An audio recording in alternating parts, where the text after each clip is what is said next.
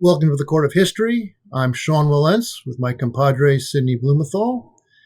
We're going to be talking today about a lot of different things because we have a remarkable guest. We're going to be talking about presidents. We're going to be talking about recent purges inside the Trump administration. We're going to be talking about Trump's insults to his predecessors. You remember, Sid, that it's 20 years ago now. 20 years ago. That I wrote a piece in Rolling Stone magazine asking the historical question of whether George W. Bush was in fact the worst president in American history. I put a question mark there because I wasn't entirely certain. I've been told that I must revise that article in a dramatic way. Things really have changed, though, on that score, trying to figure out how historians rate presidents. I mean, we have to go about it in a different kind of way now, don't we?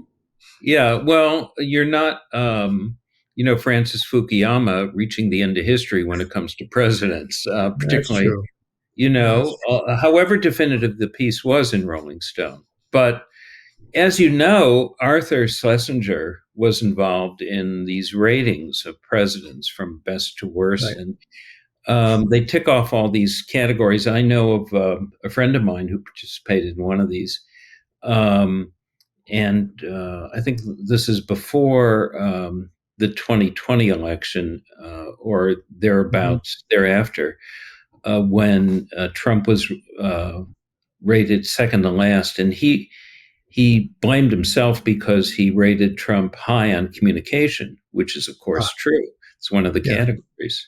Yeah. So he got a lift there. But these sort of ratings are arbitrary. And there are a lot of substantive things to talk about behind them. Well, yeah, that's it. I mean, they start conversations. They may not end them, but they start conversations about what does it mean to be a great president? What does it mean to be a poor president?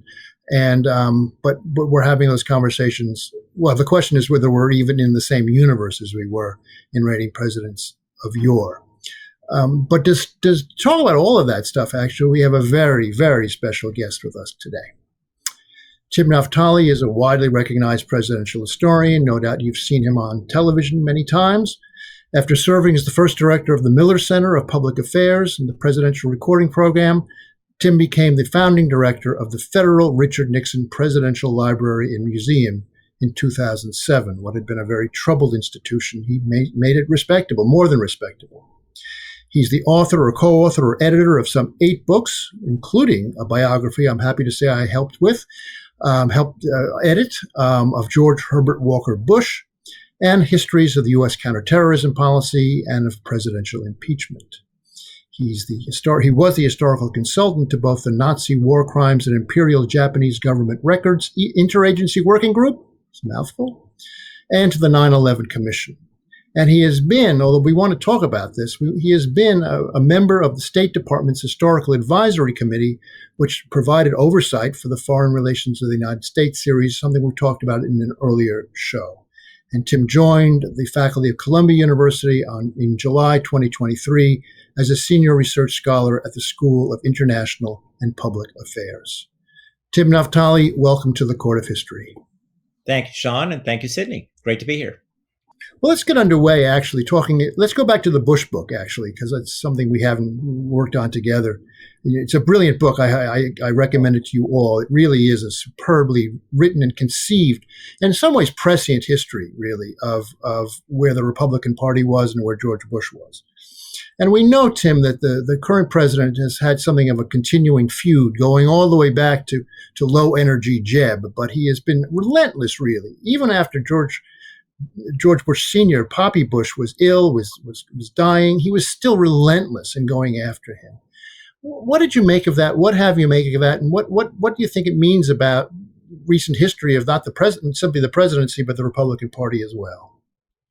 Well, I was struck way back in 2017 when I heard President Trump's inaugural address. And that was the Carnage inaugural address. Yeah. And I was struck by the fact that he did not refer to any of his predecessors, that he described himself as the first. It was like Napoleon, who reinvented the calendar and renamed all of the months of the year. It was like history begins with me, and I am the president. He didn't even talk about George Washington, and I mean, we can explain that in terms of his psychology. We can explain it in terms of perhaps his lack of knowledge of history, but more importantly than that, he had decided, because it's clear from the way he acted in the first term, and he hasn't changed in that regard in the second term, that he didn't want to live up to or accept any of the norms or any of the traditions of the presidency. He wasn't comparing himself to previous presidents. He was not in the business of learning about how to be a president based on presidential priors, if you will. So he didn't want to be part of the President's Club. When he left office, I'm not sure he was invited even, but after January 6th, he didn't even attempt to participate as a senior statesman, which is usually the way that former presidents act. And keep in mind that this President's Club includes people who don't like each other. A lot of the members of this club couldn't stand Jimmy Carter. Yet Jimmy Carter had some ideas they found useful. I don't think Jimmy Carter liked all of the members of the former President's Club either. And I don't mean to focus just on Jimmy Carter, but the idea is you're a statesman someday, statesperson for the entire country, and you have knowledge and experience that's useful to your successor. Donald Trump wanted nothing to do with this. So back to the Bushes. Donald Trump didn't understand that regardless of what you might think of their policies, and regardless of what you might think of how they treated you when you're running for president, you owe it to the American people who voted, at the very least voted for that person and lived in the era when that person was president, to show respect. And he didn't. For him, these were opponents. Even if the man is dying and was a former president, he's still an opponent. The family doesn't like him, and therefore he doesn't like them. It's a short-sighted, very personal, very selfish way of viewing the presidency. But I have to say, I don't say it with pleasure, just with accuracy, I think. That's how Donald Trump views the presidency. So Tim, the Bushes in some ways were the end of what we understood to be the Republican Party. And Trump calls himself a Republican, but he prefers to refer to Republicans as Republicans in name only, meaning they're Republicans. And he's all MAGA, except I guess when it comes to Jeffrey Epstein. But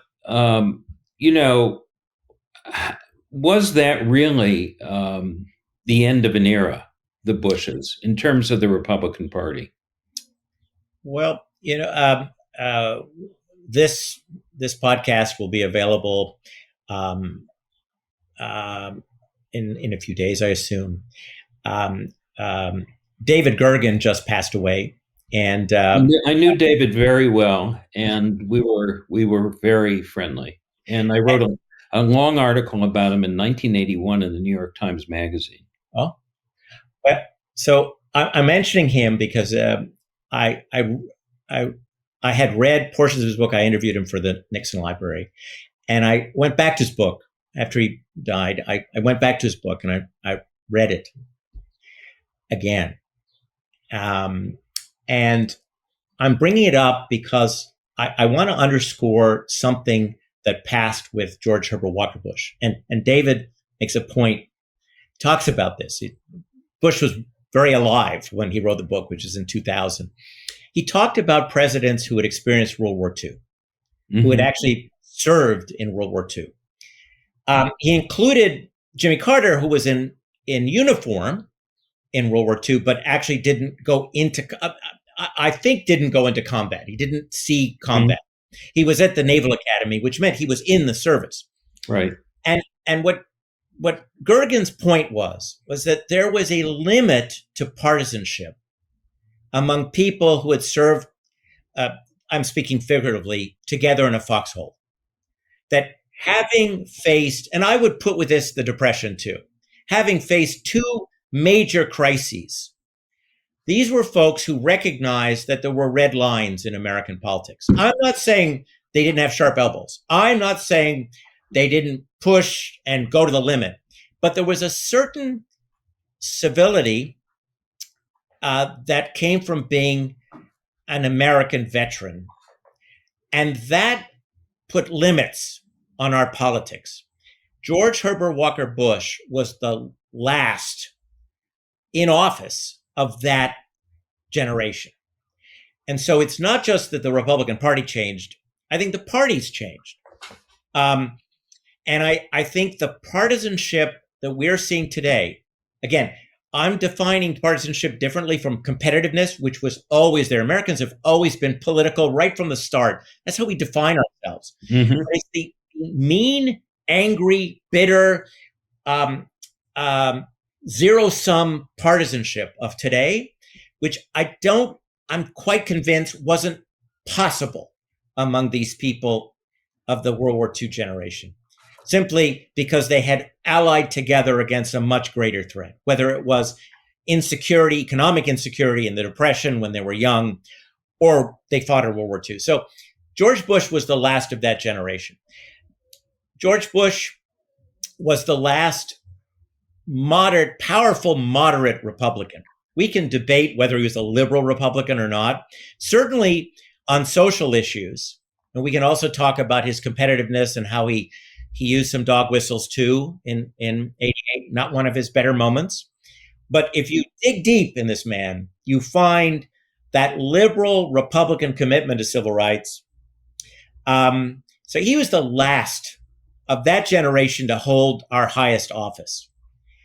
And what has followed are Republicans who were not cut from the same cloth, did not have similar experiences, and learned at the feet of Gingrich about the advantages, Newt Gingrich, who I think changed politics in this country in a dramatic way, at the feet of Newt Gingrich, that go hard, go mean, keep going, never give in, never admit failure. Now, Trump has taken that to a new level, but it begins in the 90s, and it begins after the end of the Cold War. So our Cold War presidents, I think, approached the presidency fundamentally differently, and George Bush was the last of them. And I think, Bob Dole might have, had he won, might have been, the last one. But remember how Gingrich dealt with Dole, calling him, the collector for the welfare state and putting him down every chance he got. That was really, I think, one of the great shifts. I think you're absolutely right about that. There's a sense of commonality or of unity that comes from war, that comes from depression, that's been destroyed. I do think Gingrich had a lot to do with it, frankly. Because you don't see that necessarily among other presidents since. I mean, you don't see it with Clinton or Obama, that degree of hatred. I mean, Obama was famous for saying there is no Republican America, there's no Democratic America. He was trying to recall all of that. Now it's been destroyed. Well, Obama's deserves a whole discussion all by himself because he's so generous. I mean, I think he is. Because he was our smartest presidential historian as president and constitutional lawyer. Bill Clinton perhaps was off the charts in terms of intelligence. I don't know, but in terms of knowing the history of this country, the history of its institutions, I don't think anybody comes close to Barack Obama in the White House. Richard Nixon knew a lot too, but Richard Nixon had a filter through which that went, and Obama did not. So I think Obama's sui generis. Fair enough. But he understood Cold War presidents, and by the way, in many ways, I wouldn't say his favorite previous president was George Herbert Walker Bush, but Barack Obama on several occasions praised Bush 41. Yes, certainly for his foreign policy leadership. Yes. Yeah. So, Tim, I remember President Clinton recounting his relationship with Bob Dole. They liked each other. They were politicians who were politicians and recognized it in each other. And Dole despised Gingrich, absolutely despised him for a whole host of reasons, far beyond his smearing of him. And they used to, they would work things out, Dole and Clinton, and then they'd have to talk to Gingrich, who was Speaker of the House. And Dole would say, I am not talking to him. You talk to him. So there was this differentiation of what happened. But let me ask you, let's go back to Nixon, about whom you know a great deal. And Nixon's one of the most complicated figures in the presidency. On the one hand, he is of that World War II generation. On the other hand, he was very partisan. And he certainly broke through all kinds of bounds in Watergate. On the other hand, looking at what Trump is doing to government and taking, Elon Musk's chainsaw to it, would have appalled Nixon. He was very much, although he differed in policies from all sorts of people, very much a man of government, wouldn't you say? As you can imagine, I've thought a lot about the comparison between President Trump and President Nixon. And one of my jobs, when you all paid my salary, thank you all, at the Nixon Library, was to let the facts speak for themselves. Presidential foundations are in the business of what I would call the positive legacy. As we all know, as historians and observers, legacy is legacy. Some of it's good, some of it's bad, some of it's neutral, right? And my job was working with a great team to make sure it was out there for you to determine the legacy. I spent a lot of time learning about President Nixon's legislative successes. I knew about, because I cut my teeth studying foreign policy for the most part, and intelligence history. I knew about the opening to China. I knew why it mattered. I knew why it wasn't hyperbole to describe it as world historical. I didn't know as much about President Nixon's domestic accomplishments. Well, my point is this. President Nixon had a sense of shame. And that's really one of the big differences. He had a dark side. He was a racist. We can discuss the limits of racism and what kind of racism, but he was a scientific racist. He actually believed that there was a connection between race and intelligence. Mm-hmm. Bogus, by the way. Just want to make it clear, but he believed that. He was anti-Semitic, but he also knew about the better angels of humanity. He didn't think they'd existed everywhere, but he knew they existed because his mother, who had profound effect on him, told him so. And he had a sense of shame. In 1974, Richard Nixon loses the most important Supreme Court case of his life. And Richard Nixon, I believe this is correct. Sean would know, but I believe Richard Nixon is the only president who was admitted to the bar of the Supreme Court and who actually had a case in front of the Supreme Court, which he did in the so-called wilderness years, taken from Churchill, right? The wilderness years, the 60s. Right. So Richard Nixon had this sense that he wanted to be considered a great president. He didn't want to rewrite the rules. He did bad things and he did them secretly. He didn't wear it on his chest. He didn't want people to know the bad things he did because he had a sense of shame. He didn't want to fall short of the standards that his mother particularly had set. And so he hid things. And so there was a limit to what he was willing to do, which is why his lieutenants were able to stop him from some of the worst things that he wanted to do. Not all of them, and not all of his lieutenants were good people. Now, H.R. Haldeman, his chief of staff, had a dark side too. But the fact of the matter is Nixon wanted to do even worse things. And people would prevent him from doing it, and then this sense of shame kicked in, and he stopped.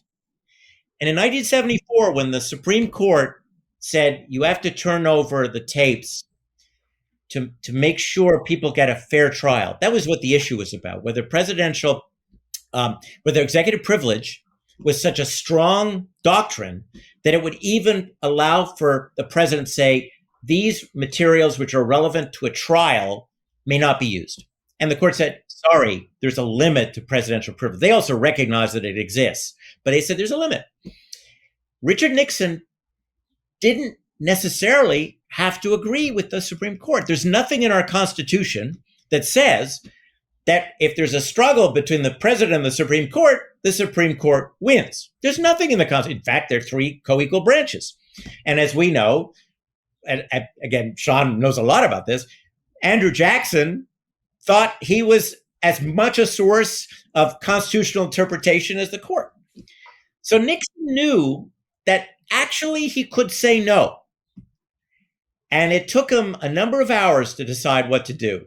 What he was trying to figure out was whether there was an edge, whether there was a way he could weasel out giving everything, because he knew that there was one conversation in particular, because he had listened to it again. He knew Nixon knew what he had against himself. Right. And he knew that if that conversation, which we know is the smoking gun conversation, got to Congress, he would not only be impeached by the House, but he would actually be thrown out by the Senate. He knew it. So he looked and he figured out there was no daylight, he said. And he gave in and he gave the tapes over. And he knew at that point that it was over. But that moment, those hours were some of the most critical hours in our constitutional history, because really nothing like this had ever happened before. And Nixon stood with the institutions rather than the power of the presidency. And for that, we should be grateful to him. The fact that he put himself in that position by his misdeeds, by his abuse of power, by his crimes, that's on him. But when push came to shove, he chose America over Nixon. And that has to be remembered about him. Yeah, and one of the things that Trump himself has said more than once is that Nixon should have burned the tapes. I mean, Nixon messed up. I would not have done that. I would have burned the damn tapes. He's been very clear about it. Now, Roger Stone, I don't know how close. Friend of us all. I don't know how close an advisor he remains to President Trump. He's not a friend of the podcast. No, not a friend of ours. That's okay. He's not a friend of mine, I must say, by his own choice, not mine. Roger Stone and a number of Nixon's supporters felt that Nixon had mishandled his defense. And Nixon, unlike Trump, withdrew. He became a hermit. I mean, he stayed in the residence throughout a lot of the struggle that we know as Watergate. If you look at Trump's approaches to the first, not so much the second impeachment, but the first impeachment, it's like the anti-Nixon. What Nixon did, Trump did the opposite. Nixon gave materials. This is forgotten. We think about how Nixon was forced to give the tapes. He was forced to give those tapes. He gave other tapes to the special prosecutor. Nixon also gave documents, thousands of pages of documents. He allowed his people to testify. Trump did the opposite. He completely stonewalled. Nixon in 1973, in 72 and 73, because the impeachment process begins in late 72, knows that he has to appear to be helping. Now, this is Nixon, so it was appearing to help.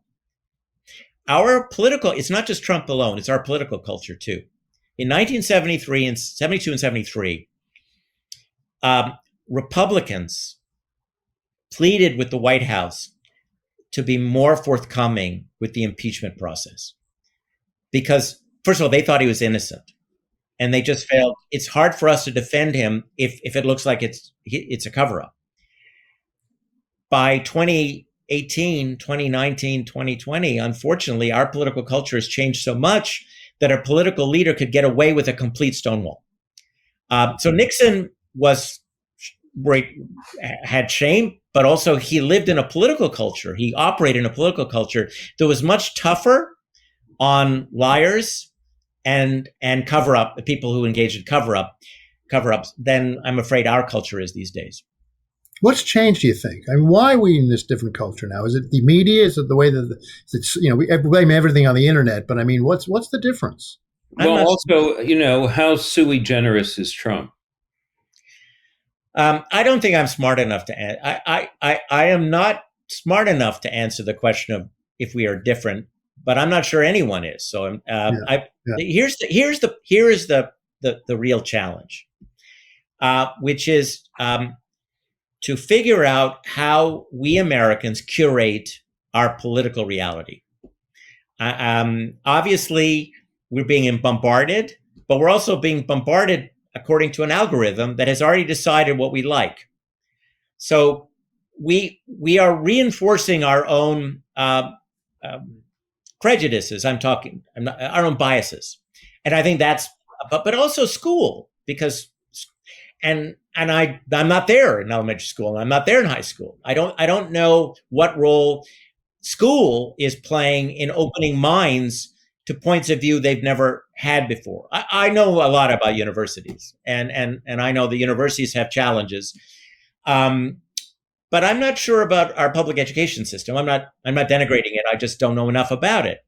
So I would argue that for us to get out of this rut, because I think we are in a political cultural rut, we need to be better curators of our own existence, and it would take an anthropologist and a psychologist to tell me and us whether we human beings are good at absorbing information that contradicts what we believed yesterday. But I mean, that's what we need, because right now we seem to be observing a remarkable psychological drama in the MAGA world, because data about Epstein seems to be new to some members of the MAGA world, and there is a struggle over the reality of a conspiracy theory, right. And reflects, I think, the fact that there hasn't been a lot of debate over these truisms that were accepted by that world. And yeah, that's one version of it. But I think you could argue that on the left, there have been certain home assumptions that needed a little bit of testing, and it didn't happen.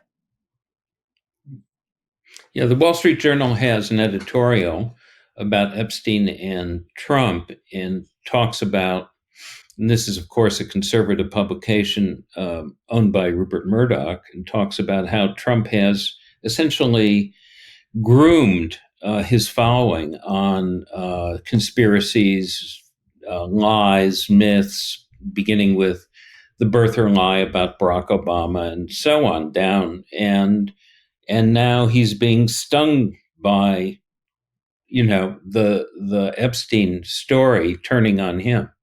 Well, you ride a tiger. His base won't believe anything else, and they've been taught not to.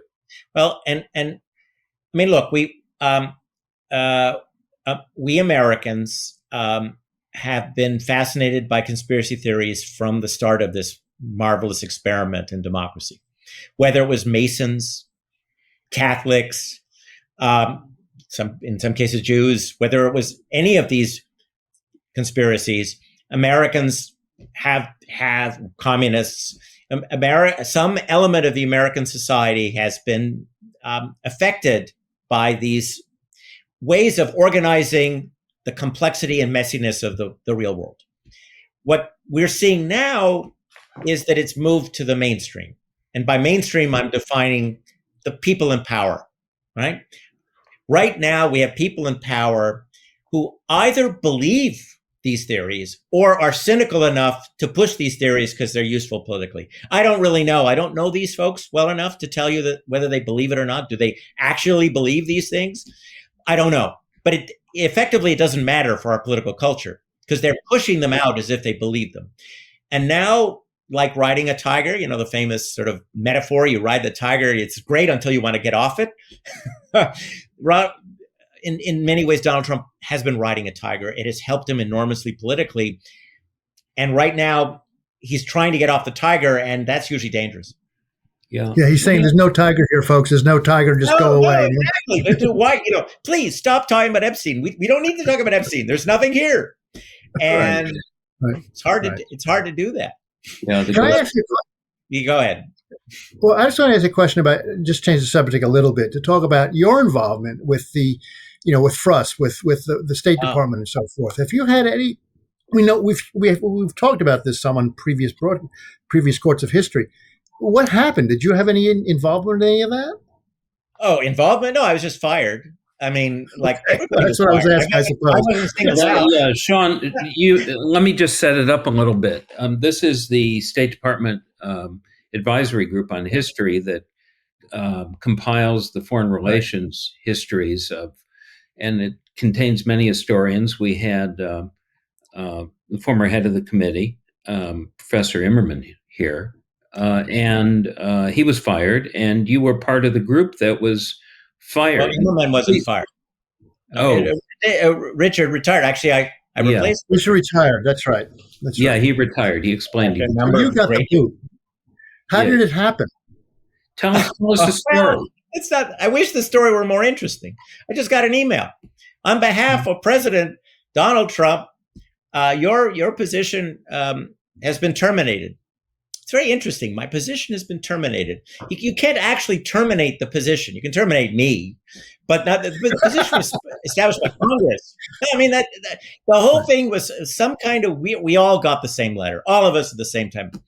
And this is a position, actually, that was bolstered by Congress after the Cold War. That, by the way, for your audience, one of the great things we Americans do, okay, is we actually declassify tough documents. Now, I think it takes too long, but we do it, and I know a lot about a lot of other countries' approaches, and we are more transparent than any other great power. I can't speak for smaller powers where the issues might not be quite as sensitive, but in terms of great powers or medium powers, we are more transparent than the British. We're more transparent than the French. We're more transparent than the Germans.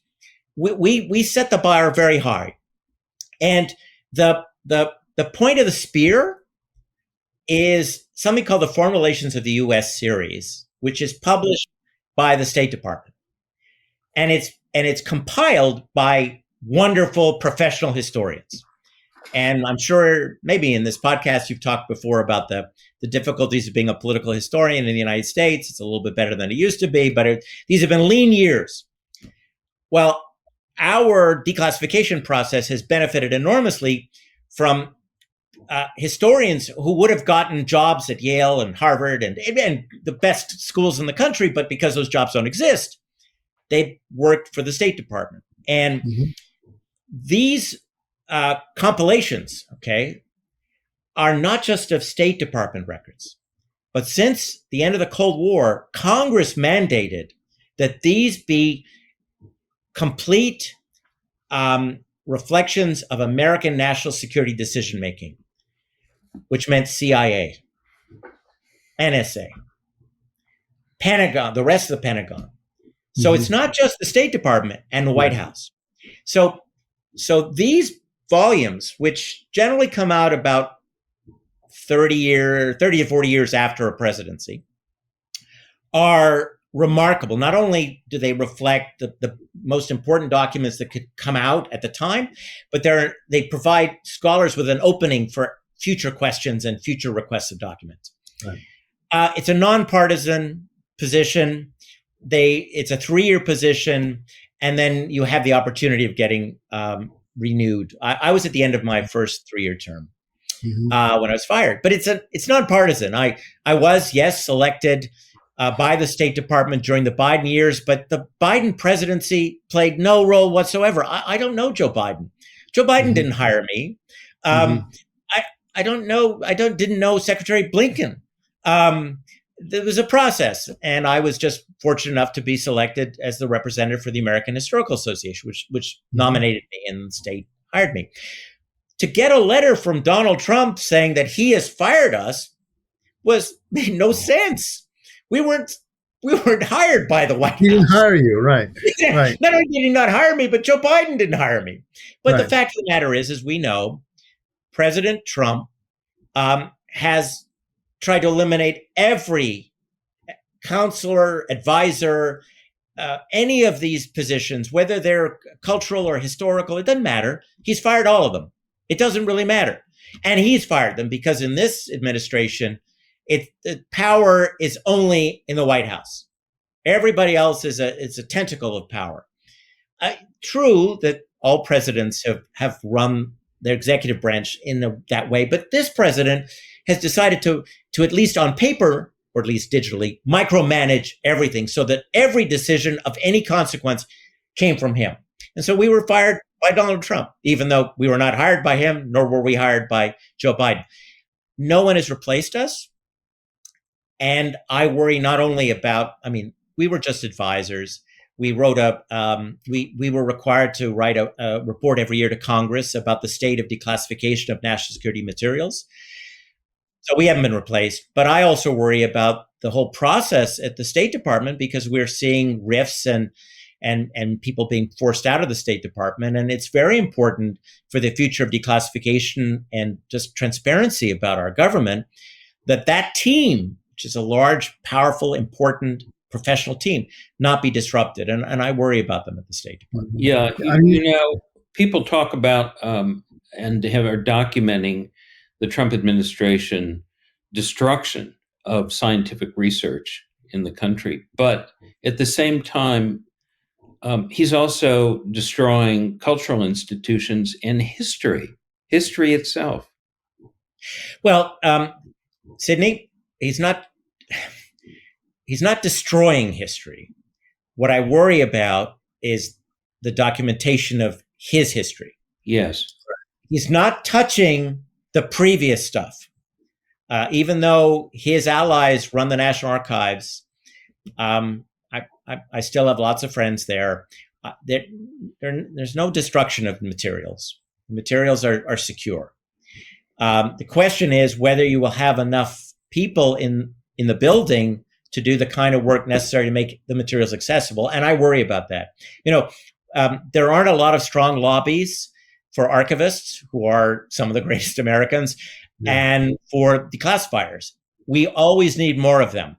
These are key roles in our government, but they're not politically sexy. And so they don't get funding. And right now we're in an era where if you're part of the government, you're part of the problem, and the president wants you fired, if possible. Mm-hmm. And have you heard anything more? You have lots of friends at the archives. Did they tell you anything about their day-to-day morale? What's going on? Are they all as depressed as the rest of us? I think you can imagine their morale. And by the way, I just want to talk about politics for a moment. When you direct a library, everybody is nonpartisan. I had Republicans and Democrats.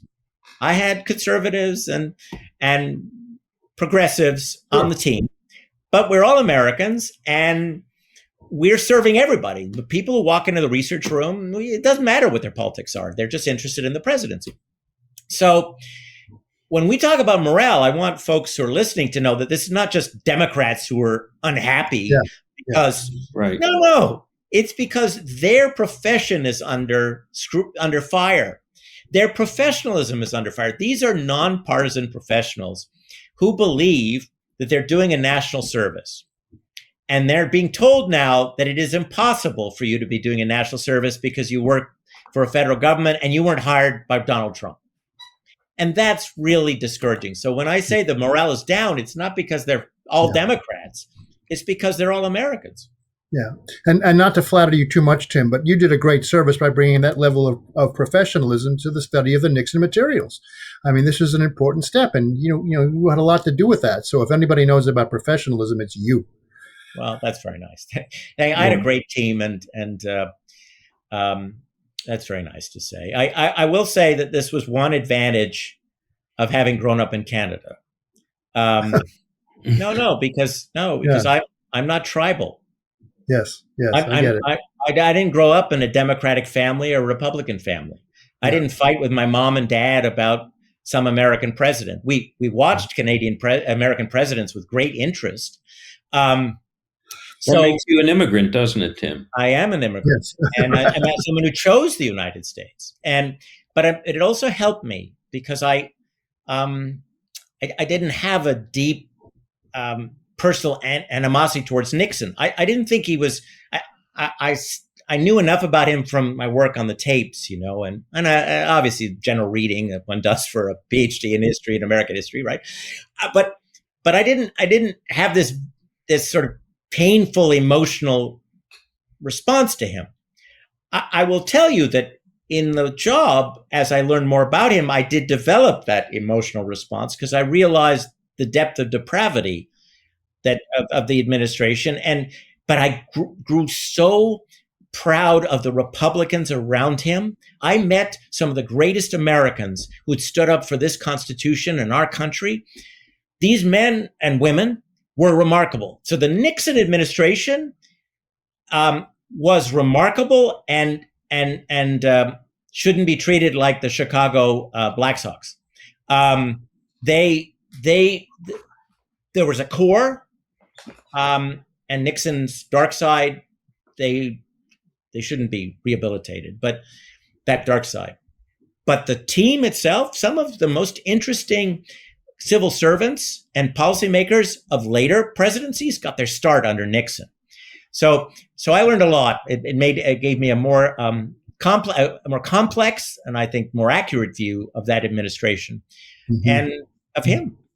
Let me ask one more question, and that's related to what you just said, which is a question about accountability, because Nixon in the end was held accountable, and he held himself accountable in the end. But Trump he evaded accountability in his first term. He evaded accountability for January 6th. He evaded accountability for many, many things, in part because of the Supreme Court decision on presidential immunity that might well have enabled Richard Nixon to escape the judgment that fell on him and led him to leave office. But Trump spends a lot of time trying to destroy the internal mechanisms within our government of accountability. Mm-hmm. And so he's not held accountable. Part of it is what you just described, so that there's no historical record. Mm-hmm. I mean, I think he's learned from Roy Cohn, not to keep notes of what goes on. And I know that people have been reprimanded if they take notes in meetings. I worked in the White House. People took notes. And people submitted the records. So what do you make of this comparison between Nixon and Trump and accountability?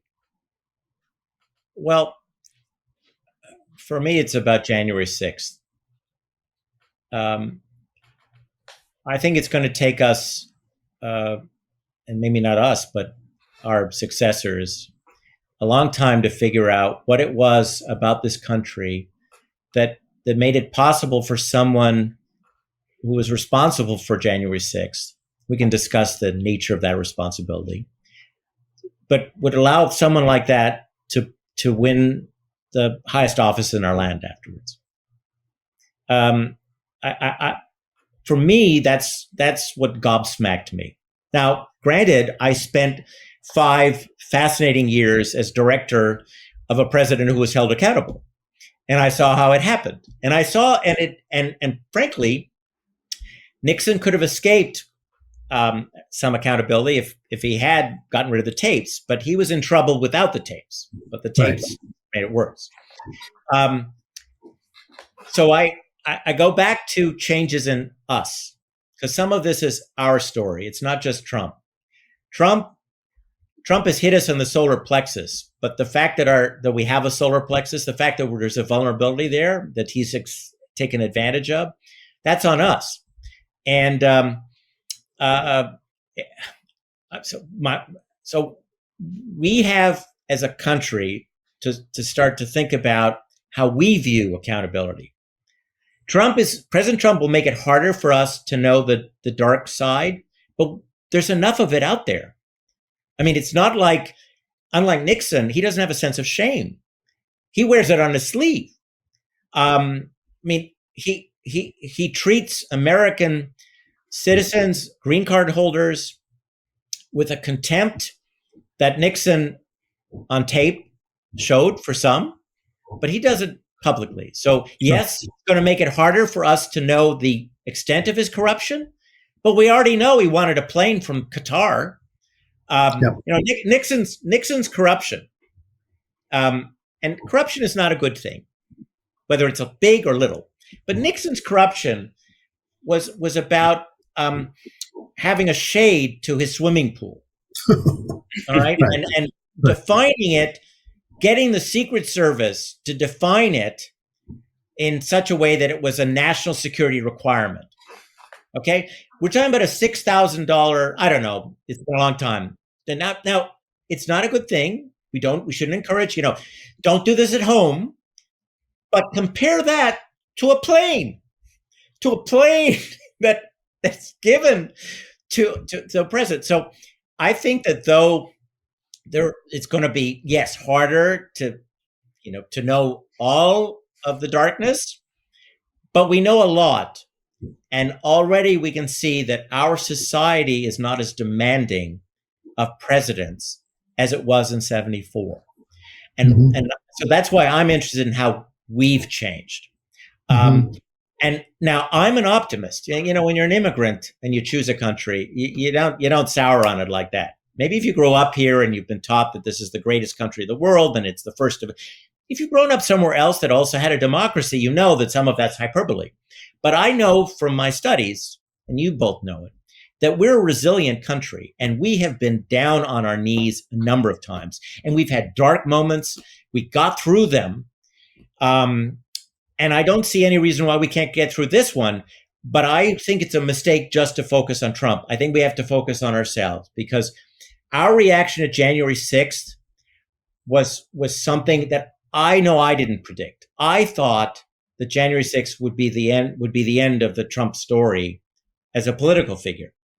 And by the way, I'm not alone, and I perhaps both of you felt this way, but Mitch McConnell thought so too.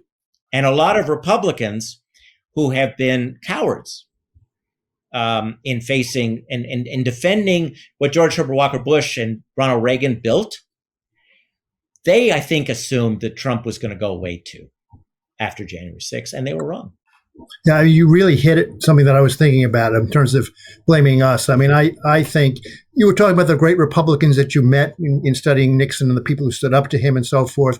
That all happened back in 73, 74 in particular. Now we have Mitch McConnell, who had perfect power to deliver us from this nightmare, and refused to pick it up for reasons that are perfectly, what should we say, it's the banality of evil.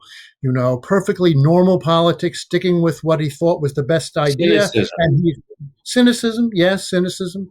And so that I think that there are particular people besides Donald Trump, I don't want to take too much responsibility myself, but you know what I'm saying? There are people around the Republican Party, and shows how much the Republican Party has changed, who are perfectly willing to let him get off the hook. And that, I think, and by the way, not just them, but also the Supreme Court, which I hold responsible. I mean, they had a chance in the Anderson case.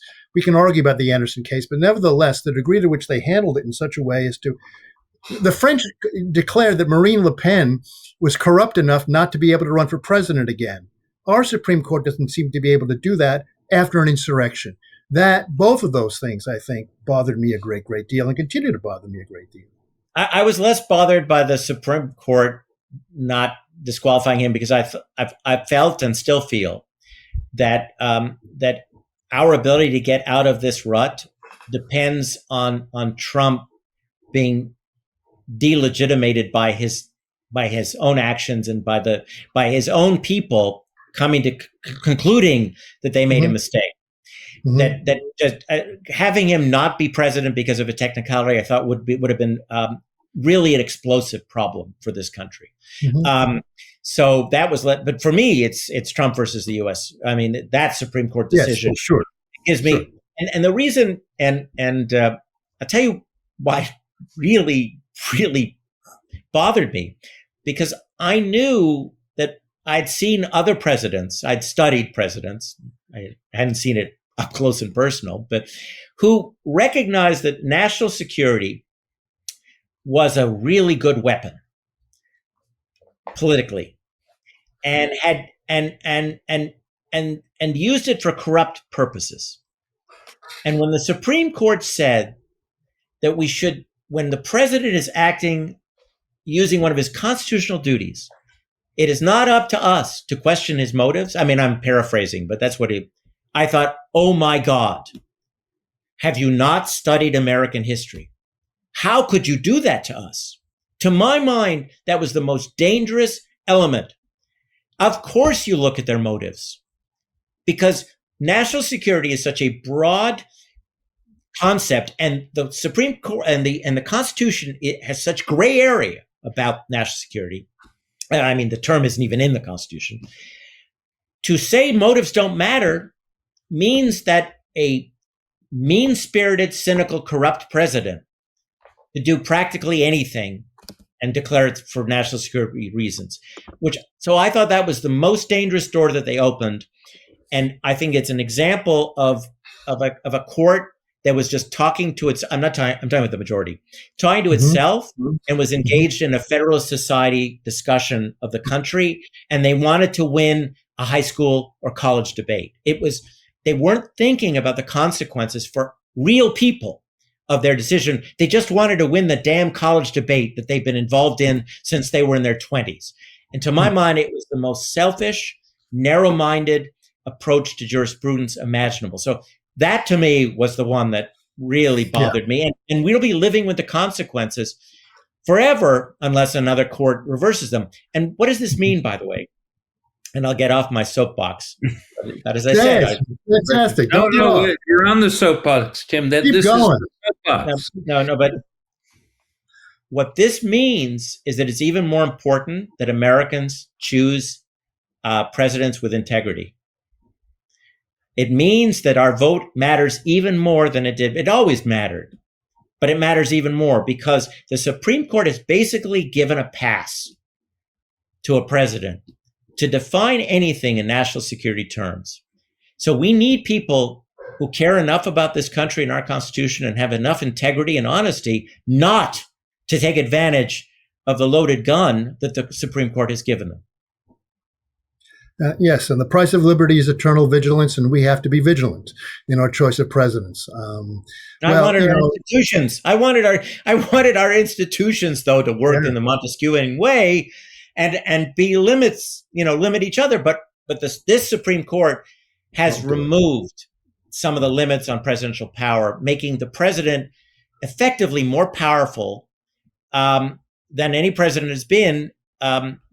In the nuclear era. I mean, the bomb may change the presidency, as we know.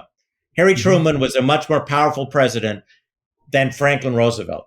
Now, Roosevelt, his New Deal made the presidency under him more powerful than his previous presidents.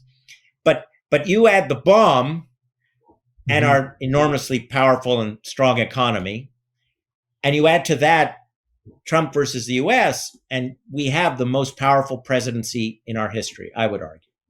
Yeah, and maybe even a Magna Carta, as Sid once put it, a Magna Carta for a presidency looks more like a king, in fact.